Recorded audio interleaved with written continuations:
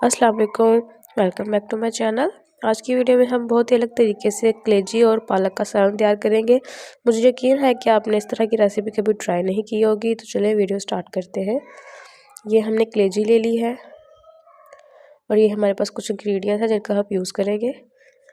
सबसे पहले हमने पालक को अच्छी तरह से धो के इसको बॉयल कर लेना है और अच्छी तरह से इसको घोट लेना है।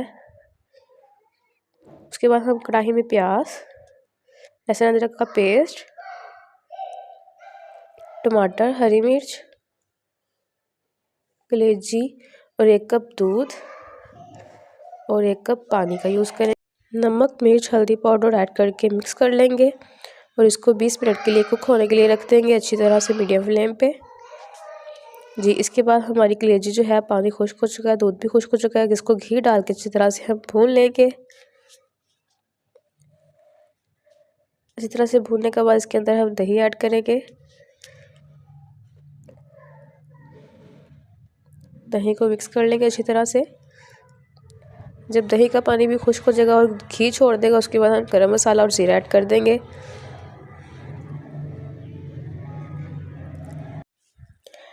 मिक्स करते जाएंगे और 5 मिनट के लिए हम इसको तकरीबन कुक कर लेंगे।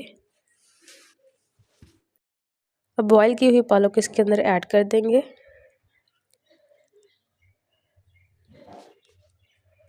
इसको अच्छी तरह से मिक्स कर लेंगे और अगेन इसको पालक के अंदर मसाला मिक्स होने के लिए 5 मिनट तक कुक कर लेंगे। हमारा पालक का सालन रेडी हो चुका है, इसको हम डिश आउट कर लेंगे। तो कितना मज़ेदार हमारा सालन रेडी है। आप इस रेसिपी को ज़रूर ट्राई करें, यकीन करें बहुत ही लजीज ये सालन तैयार होता है। अपनी दुआओं में याद रखें। अल्लाह निगहबान।